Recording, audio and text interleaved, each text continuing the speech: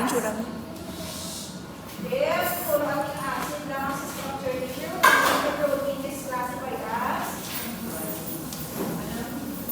mate mo muna. O if the protein is only composed of amino acids, the protein is classified as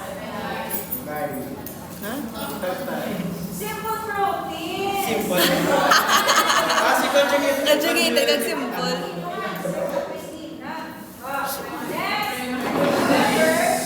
If there are non-amino acid moieties or entities structuring protein, the protein can be classified as conjugated. Aside from that specific classification, let's further classify the proteins based on their shape, based on their function, and based on their location. Now, when it comes to shape, because the whole by the proteins are classified as fibrous or globular. Fibrous because they are elongated in shape, and globular because their shape is spherical. Pabilog siya. Right? These are the examples of your fibrous proteins.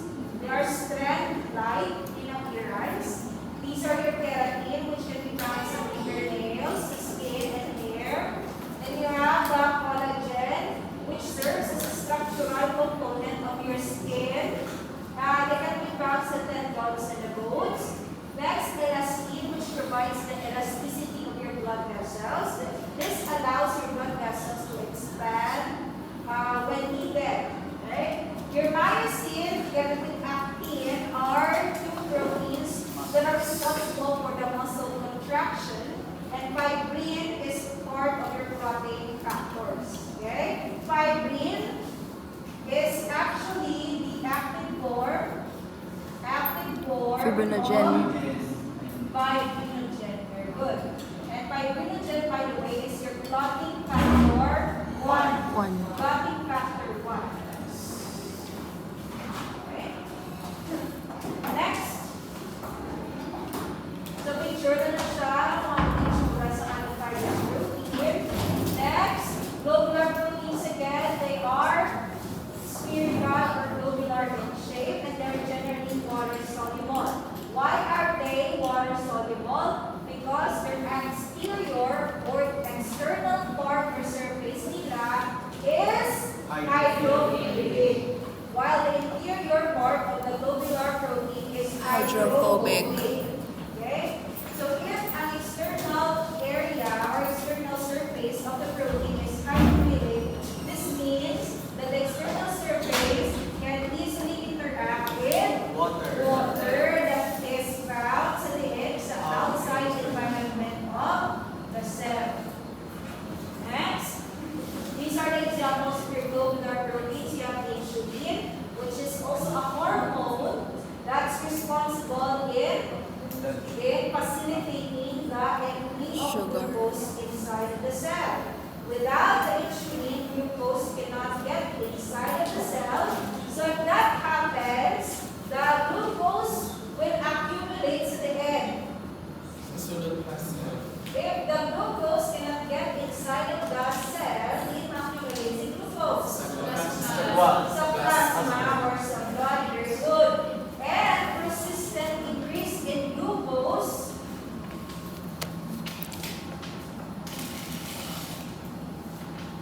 is a hallmark of diabetes. Very good, diabetes.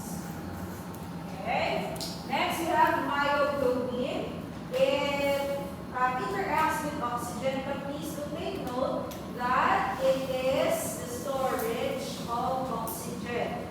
Please differentiate myoglobin from hemoglobin. Hemoglobin is the transporter of oxygen, while myoglobin is the storage of oxygen. Sa leeg, sa muscle. Transferrin transports iron. And then you have immunoglobulins, which also are your antibodies.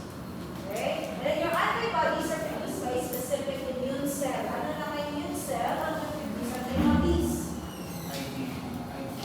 No, IgG is a type of antibody. Ano ang cell ang na-produce immunoglobulins? T cells. B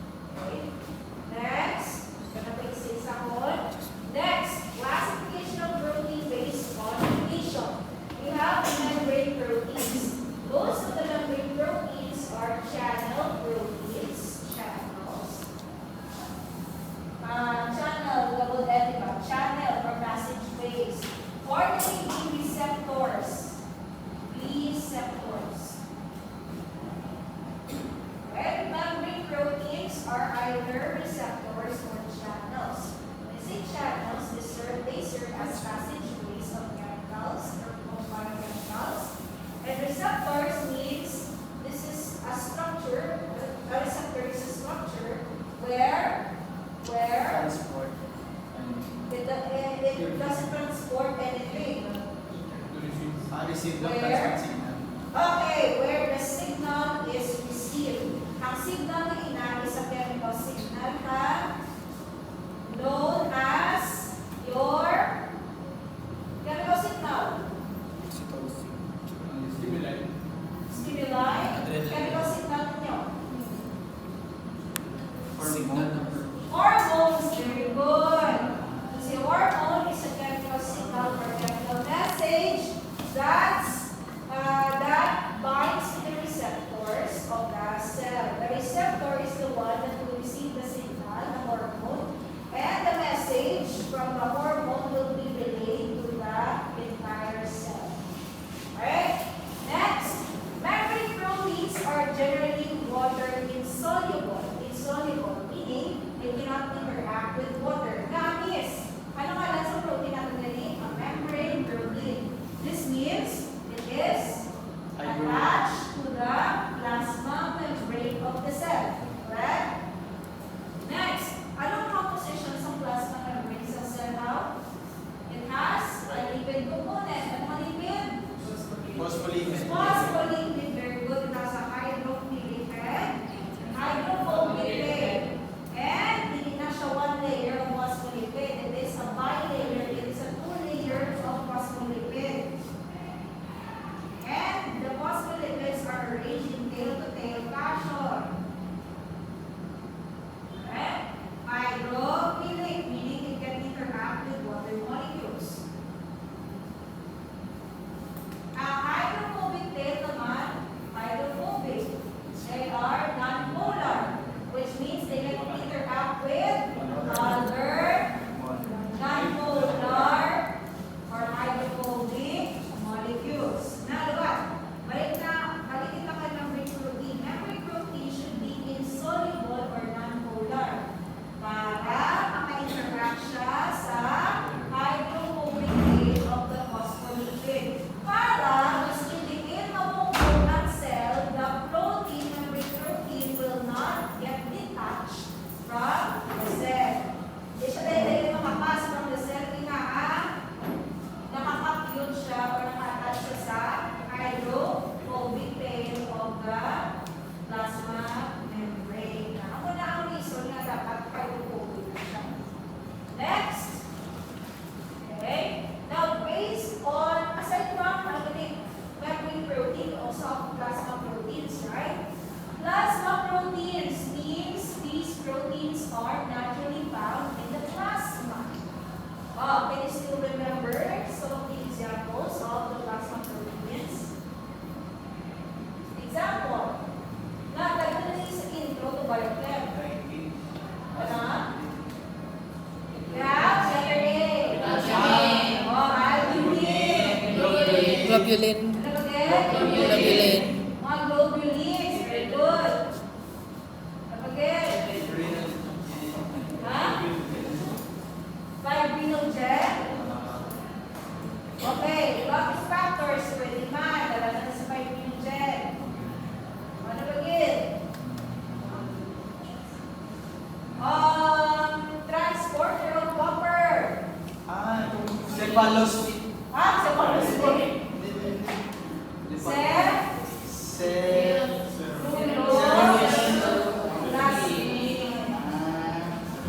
Cephalus. It binds to hemoglobin.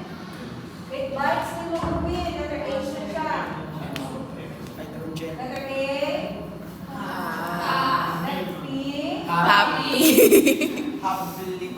Haploglobin. Haploglobin. It binds to hemoglobin. But the hemoglobin is released from the RBCs. Okay? So, those are just examples of your plasma proteins. How about si hemoglobin? Hemoglobin, by the way, ang i-abbreviation is HB. Okay? Hemoglobin, si hemoglobin niya, what kind of protein it is? That is it. Based sa location, did you makita how?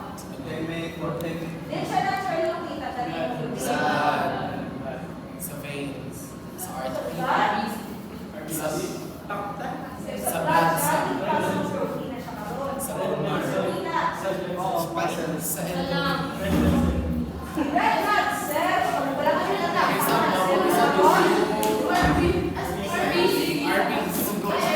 naturally found inside of the heart of the sea. Meaning, naturally, siya ay isang intracellular protein.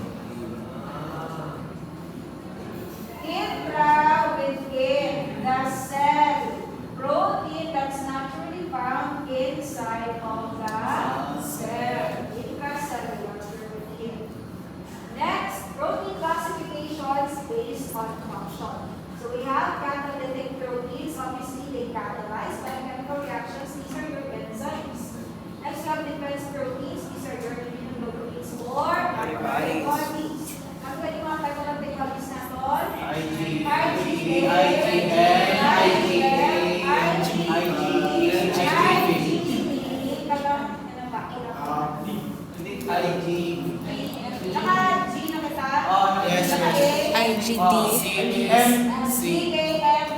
Okay, gamde. Gamde, CAMDE. Next, transport protein, hemoglobin transports. Oxygen. Oxygen. Transferrin transport. Iron. Iron. Wala nilang namis ka. Baka LDL transports. Long distance. Low density protein. Ang name niya, full name niya is low density lipoprotein. Pero yung mga code mo yan, ano pinadala yan? Lipids. Fatty. Fatty acids? Pati liver, kaki. Ano ba pinadala? LDL transports cholesterol. Di fatty, hindi ako. HDL also transports cholesterol. But, ang direction sa pag-transfer nila sa cholesterol varies. Ang LDL, low density lipoprotein, is dubbed as bad cholesterol. Promise sa punta sa nila. It is dubbed as a bad cholesterol na amis because ginabit-bit ng cholesterol, it transports cholesterol from the liver, pakadalhin, Outside. to the tissues and arteries. Okay. Ano na? LDL transports cholesterol pero from and to. Okay? From the liver to the tissues and arteries. It's okay that it transports cholesterol to the tissues because some tissues or organs really need the cholesterol, especially when creating hormones. Di ba mga hormones kita ang cholesterol base? Testosterone, your progesterone, estrogen, they're cholesterol based. So, kinakagalan ng cholesterol sa pag-chemo sa hormones na na-mention. Okay? However, aside sa tissues, nag-deliver man siya sa cholesterol to the arteries. Ang ginagawa mo ng LDL, it deposits the cholesterol in the arteries. Sige, pinag-go yung cholesterol in sa arteries. Guys, cholesterol may be soft pa lang at first. Right? However, when there is deposition of cholesterol in the arteries, the immune cells ninyo, like the WBCs, will try to attack this specific site. Attacking this site may result in the hardening of the cholesterol. Makikita niyo siya. Forming plaque. Okay. Now, what will happen to the passageway of blood if there are plaques? Mag-block.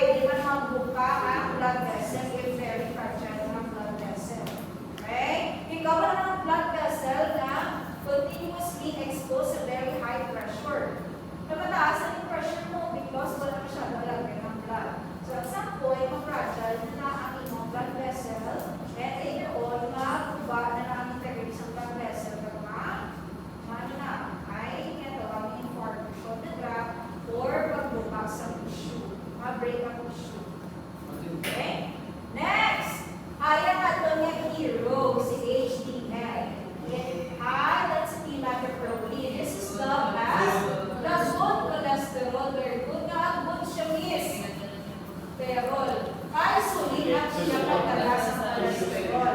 Correct. It transports cholesterol. All na lang it transports cholesterol from the arteries and tissues to the liver. Meaning, it is the HDL that clears the arteries of cholesterol. Pinapaan ng cholesterol ang arteries. Guys, you should have an HDL value of greater than or equal to 45 grams per milligrams per dl. Dapat amutin ang imo concentration ng HDL. Kung magkano sila, so wala. Okay? Dapat at least 45 milligrams per dl ng HDL. Kung amuna ang concentration of your HDL, you have an immunity against cardiovascular disease. They will be protected from CVD, cardiovascular disease. However, if the value of HDL falls below 45 milligrams per dl, you will be at risk of developing CVD or cardiovascular disease. So, natawag nyo ng mga chemistry test, ikot-ikan yung mga papa nyo, lolo-lola ninyo, with nagdugo sa 45 milligrams per dl, kinahanglan, nagpapacheck sila sa doktor, para makatagay sila sa ulo. Okay? Okay ba? But pag hindi kung taas man ang LDL level. More LDL means more molecule, more cholesterol that gets deposited sa arteries. Dapat nag-split sa cholesterol mo. Yes? So dapat the LDL should also contain in its normal concentration. So check ninyo if high, low, or normal ang cholesterol ni mama, papa, tito, tita, lolo, lola, ninyo. Or basi inyo ang cholesterol, basi ano na ninyo, ganun na ninyo ang cholesterol, kasi naman. Next, tingnan kita. Okay, messenger protein, you have your hormones. Conjunctive proteins, those are your actin and myosin. You have structural proteins, collagen and keratin. Guys, the reason why you look so young. Thank you. Sa una, the reason why namin parang inyong skin, youthful voluptuous ang skin ninyo, it's due to the good integrity of the skin. Paano maintain ang aming integrity sa skin if enough ang supply sa collagen direct sa skin ninyo? As you grow older, gagina ang production of collagen under your skin. That's why sa taga-tugulang kita, we get wrinkles. Naway itsura sa skin nato, dalawang integrity sa skin nato. Again, that is because sinunubo na ang collagen production. I don't know lang how effective the collagen gel. Ito ka muna. Okay. Mga collagen gel. Kaya naman pala, if the collagen, ikaon ninyo, may araw HCl sa stomach, right? May araw ang collagen sa protein. May HCl sa stomach, the HCl can degrade ng collagen. Next, may enzyme ka man na target sa proteins din sa stomach ninyo. The collagen will still get degraded by the enzymes. What will happen to the collagen? It will be reduced to amino acids. So, ibukod sa inyo nga industry, amino acids lang. Hindi na siya collagen. Yes? Yes? Pero, so, hindi ko sure kung effective na siya, kaya amino acid na diyan, wala makapag-move from the collagen. However, it is true na para maintain ang youthful skin mo, youthful looking skin, you have to take vitamin C or mga antioxidants. Okay? Vitamin C helps in the production of the collagen. Okay? Ito na yung istorya ulit sa mga next pa ng mga notes. But vitamin C plays an important role in the production or synthesis of collagen. So if you want to support the production of collagen sa lawas ninyo, you take vitamin C. Okay? Next, we have next membrane proteins. So the GPCR or G protein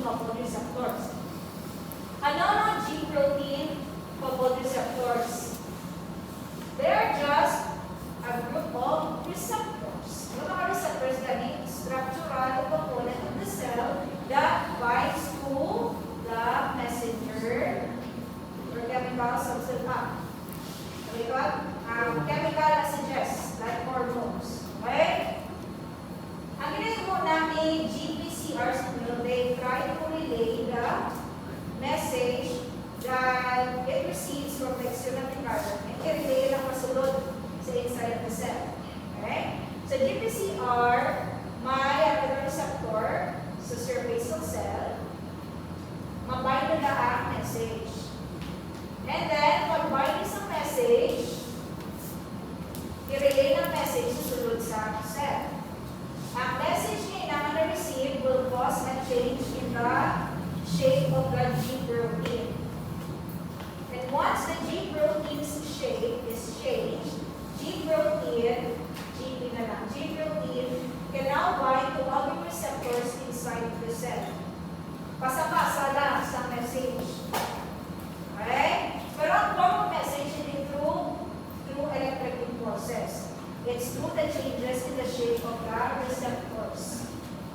Okay? Sige, hindi ko na nga-engineer, hindi masyado. Dito na lang kita sa enzymes. Basta kinig mo na lang ni GPCR, they relay the message from the external environment to the internal environment of the cell.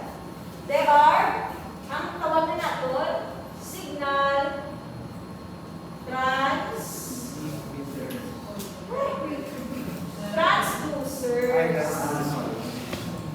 They are signal transducers. What are signal transducers? Ano na, taga-relay lang sila sa signal. Next, cell storage protein. Hindi na kita mag-isisa na para sa name. Next, we have regulatory protein. We have an example of regulatory protein. We have the MCRP, membrane complement regulatory proteins. Ang proteins na ini, they function as a regulator of other proteins under the complement system. Okay? This complement system, introduce na siya sa inyo formally sa immune cell. But the complement system is activated following the detection of an invading organism sa lawas ninyo. Let's say, for example, you contracted a bacterial infection. May bacteria sa inyo nga sulod sa lawas. Correct? Ang bacteria, pinapatay. Correct? Ipatay sa immune cell. A part of that bacteria will be processed by your macrophages. Tapos, ipakita na ni macrophage na, ang muning piece of structure halin sa muning bacteria. You have to remember na kontrata na siya. And the bacteria na nagsulod sa lawas ang tawag ini with this specific structure is our enemy. You have to kill it as soon as you recognize this structure. Okay? Now, your complement proteins, protein man sila na may function. Ang function nila is to break or destroy the bacteria. May cascade na siya. May mga cascade series of reaction. Ang ating complement proteins, choice muna ng ang complement proteins, ang ating members nila are C1, C2, hindi chicken 1, chicken 2, milk up, C1, C2, C3, C4, etc. until C11 or C12. Hindi ako matulog, hindi C12 na. But these are the members of the complement system. They are your complement proteins. C1 will be activated and it will be used to activate C2, for example. Ano na? Kung tinanay, if ma-activate ang isang complement protein, it will be used to activate another complement proteins. Ang final effect of the activation of the proteins, complement proteins, is the formation of holes or porins, holes sa bacterial cell wall. Bale, programa lang niya sa inyong complement proteins is to put holes sa plasma membrane or bacterial cell wall. Tumuan niya ang bacteria. Now, what will happen next to the bacteria if may buko siya sa iyang body? Lasing usulod lang? Anong usulod siya? Antibodies? Diin ang masuspend ang inyong cells.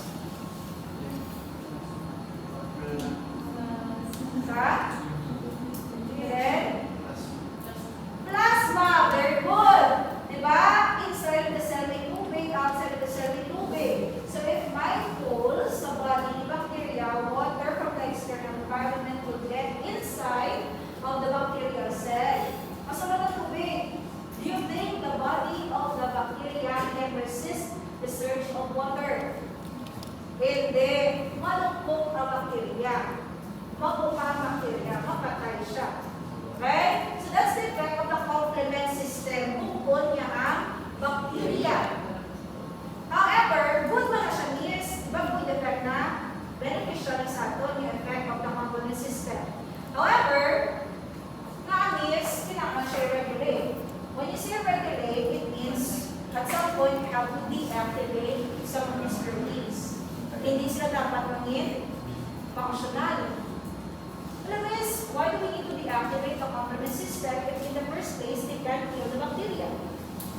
If over ang pag-activate sa complement system, meaning walang na-control ang activation sa complement proteins, the complement proteins may increase in concentration and they can get deposited in your tissues or organs.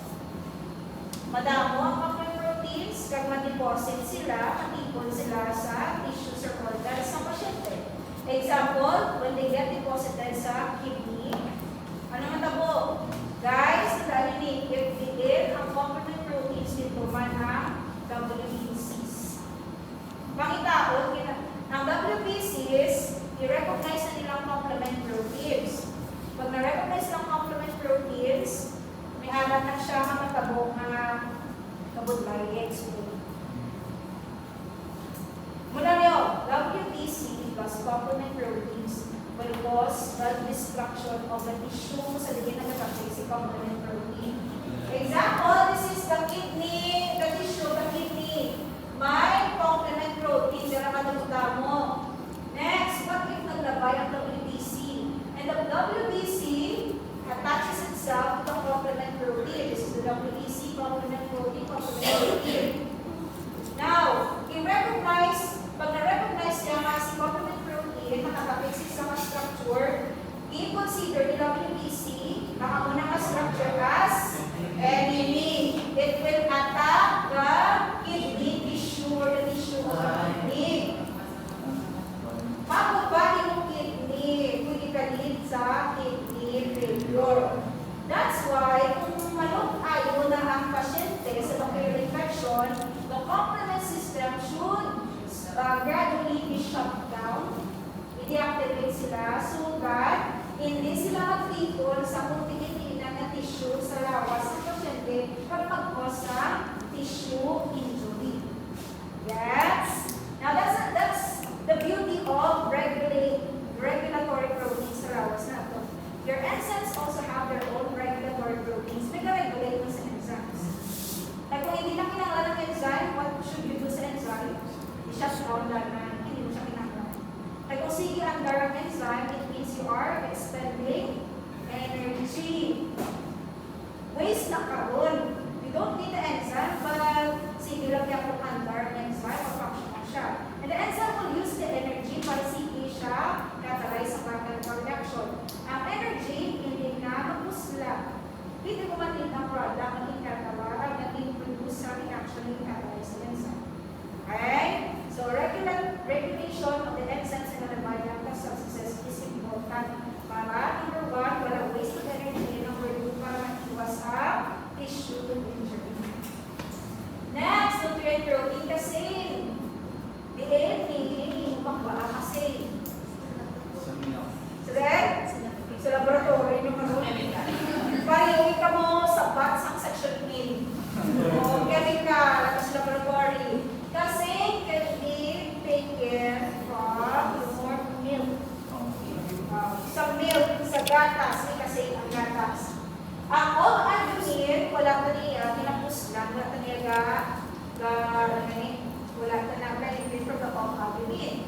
O means egg. O means egg. This is an albumin found sa egg, and the albumin, all-albumin to be exact, serves as a nutrient source for the growing chick, temperado, or for the developing chick, temperado. Alright, check them out. Hindi. So you don't need the all-albumin. However, we have a counterpart of the all-albumin, which is albumin. But the albumin is used most commonly sa pag-maintain sa fluid balance sa body. Pag ang mga fluid balance, it means that the water is retained only wala na siya leak.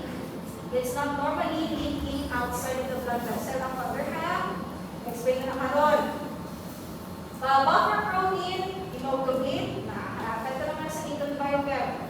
Albumin, paano makahelp si albumin and globulin sa pag-prevent sa pag-leak of water out of the blood vessel. Guys, natali lang may duwa kita ka opposing pressure sa blood vessel. We have the osmotic pressure and the hydrostatic pressure. Di ba may tubig susunod sa blood vessel? That tubig is the plasma, correct? Ano ang magkanik? The tubig from the blood vessel should not leak from the blood vessel. Aral na dapat ng tubig na rin. However, may ating palinatawag na hydrostatic pressure. This pressure pushes the water out of the blood vessel. The good thing is, may aral kita osmotic pressure that pushes the water balik sa sulod sa blood vessel. With the two opposing pressure, kakapitin ang water inside of the blood vessel. And what contributes to the osmotic pressure is the albumin and globulin and other proteins. If normal concentration in albumin and globulins and other proteins, osmotic pressure will be maintained.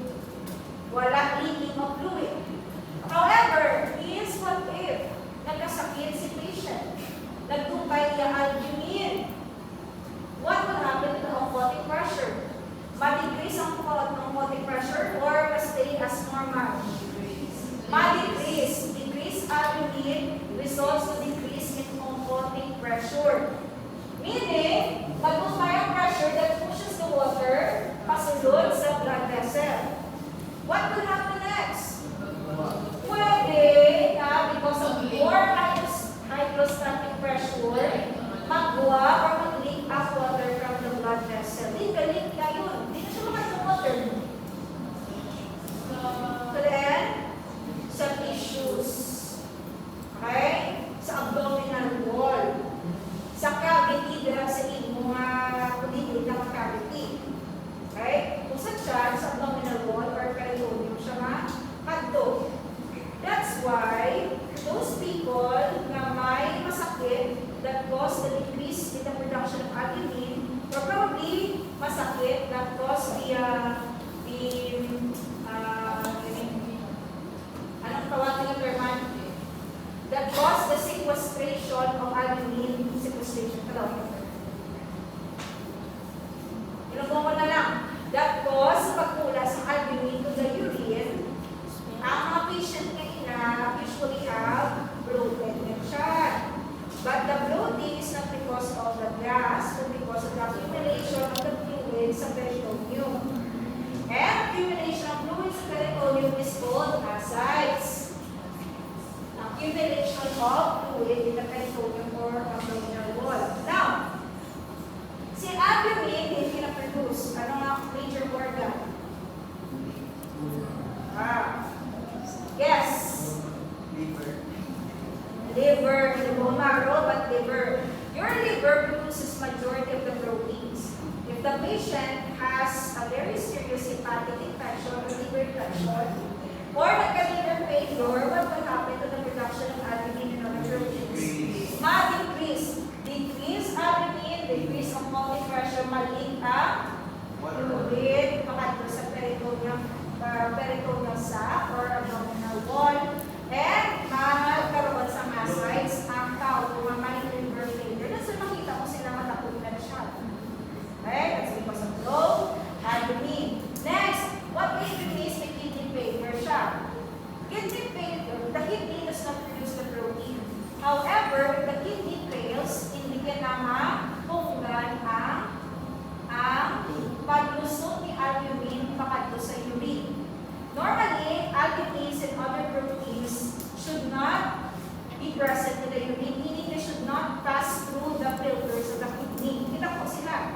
However, sa kidney failure, the kidney can no longer retain